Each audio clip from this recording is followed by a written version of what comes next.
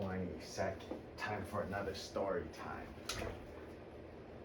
We'll go right in today. So, squash croquette. I remember all these stories so vividly. I just need to write like a little note to see for me to remember what story I'm gonna tell. Okay, so this one, we were doing 800 to 1,000 pieces of, I think, maybe uh, 13 dishes. It was 13 or 26. It was a lot of dishes, 1,000 of each. So it was it was either 13,000 total or 26,000. I can't remember if 26,000 was the dishes that all the chefs made or only us. I think it was 13 actually. And in another story I might have said 26,000, but it was 13,000 or something.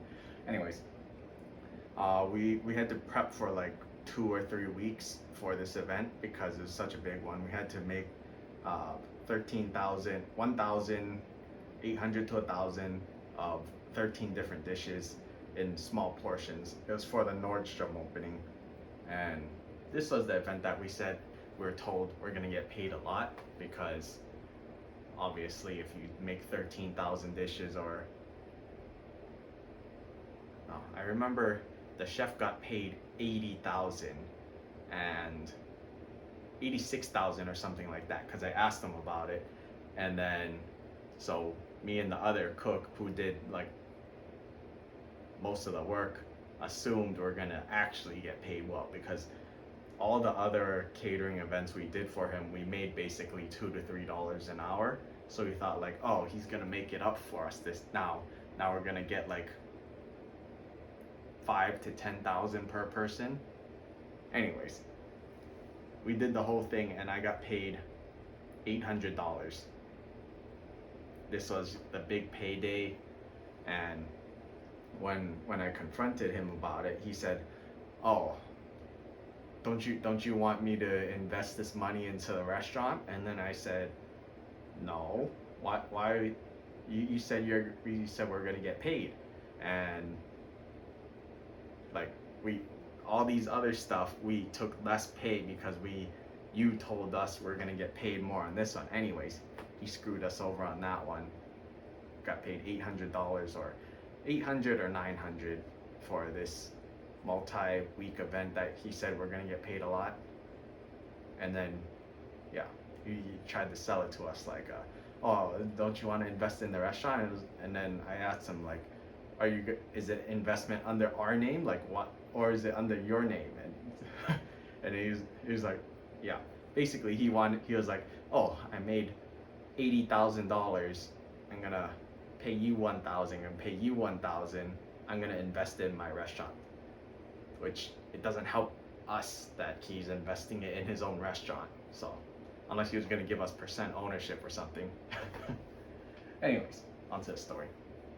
One of the dishes was a squash croquette, where we steamed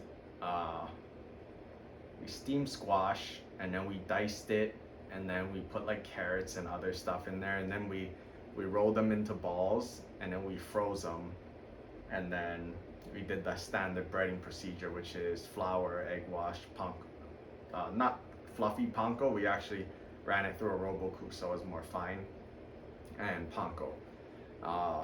This was probably like 2 or 3 days before the event was due to happen, and we're already on a tight schedule because that's how we do things. We do wait until last minute, and then you freak out when things go wrong or things don't get done. Anyways, he went off to do who knows what, but it was me, the other main guy, and then the third main guy, but he wasn't really, that third main guy.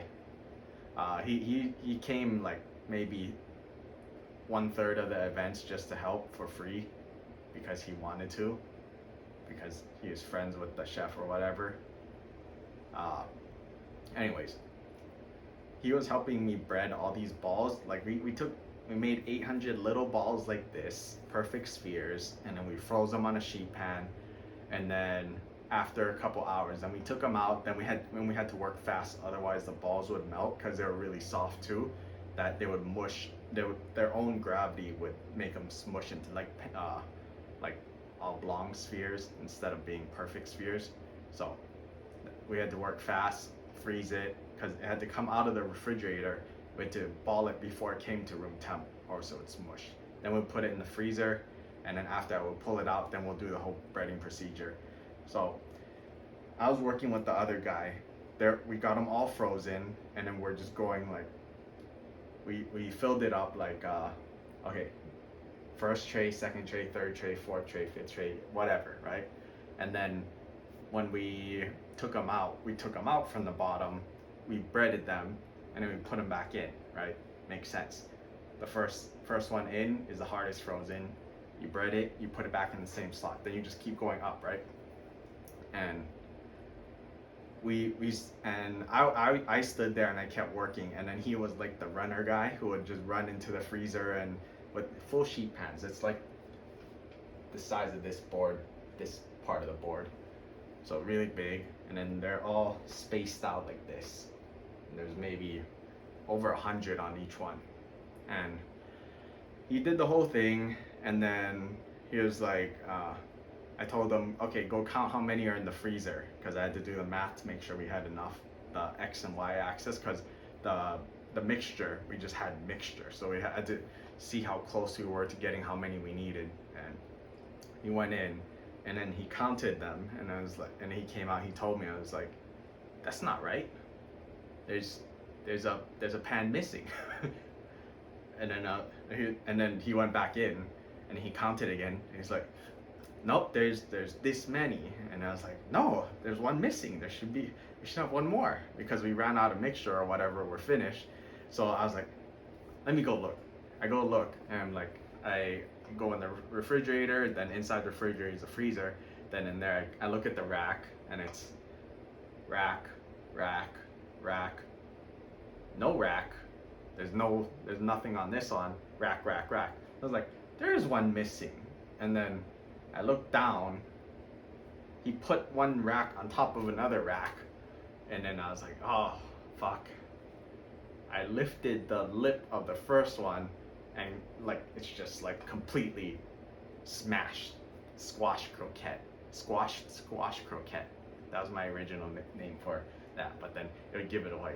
The whole tray was smashed, and it's not like we could just like reform them, because there's flour and egg and panko. If we reformed them and then recoated them again, there'll be extra breading on there, and it would taste, I guess it would be edible, but it wouldn't taste right. Because there's 2 layers, and you like mushed it all back in there. So basically your mixture has extra starch in there, which would make it blander. Anyways, that happened, and this was like a couple days before we're supposed to do the thing. And then so I was like, fuck, we don't have enough time to make some more. If the chef finds out he messed this up, he's gonna get yelled at, and we're gonna go through that whole process of like, oh, you're fired, go home. And it happens so many times where it's like, oh, okay, we'll just have to go through the cycle of him yelling, and you get fired, and then you get unfired, and then now we're all behind, and we're already behind. We get farther behind, and then he gets more irritated, and all these negative things snowball just because of that guy's attitude. Would happen because of that guy's attitude. And that was the first time I've ever lied and sold a lie so well and on purpose. So one, I had to think, do we have some way of fixing this? No, because we don't have the ingredients. It's a long weekend or something. There was some reason we couldn't get more produce. There's just no time to make that whole process. So we cannot make any more. So next thing is, how do I tell him that we lost a whole tray of them, 150 of them, without him firing the other guy and doing that whole thing? So for the greater good, I lied. So right after that happened, there's a maintenance guy working over there, and I used him as a scapegoat because I knew that he wouldn't even say anything to him, and I would make it seem like it was our fault anyways, because the third guy is kind of clumsy anyways. So so the maintenance guy was working on the fridge like crouched down, and then so I called the chef and I was like, Jeff, we lost one tray of croquettes. And then he asked why, and then I said, Ron was walking really fast because he's trying to get shit done, you know, like try to make him look good. He was walking really fast, and then he turned this corner, and then the maintenance guy was crouched down over there working on the freezer, hit the floor, lost the whole tray. And then he didn't get mad. He was like, fuck, okay, I'm coming back now. Because he went to get lunch or something. He came back, and then we sit down, and then he bought us lunch, and the four of us are just sitting over there, and then he's just like checking up on all the other prep, and he's like, so what happened with the croquettes? And then I told the same story again, but I went into more details. I was like, right over there in that spot, he was crouching that way, Ron was going that way, the croquettes hit the floor over there, and look at the trash can over there. That's where all the croquettes are. See, the storylines up. And for some reason, he didn't get mad. And I guess he did say like, come on, don't be so clumsy to the third cook or something like that. It wasn't like, get the fuck out of there. So I guess I did my job and what I was trying to do to preserve the peace, or whatever was left of the piece, and make sure nobody gets kicked out and yelled at even more than necessary. So that's that story. 12 minutes.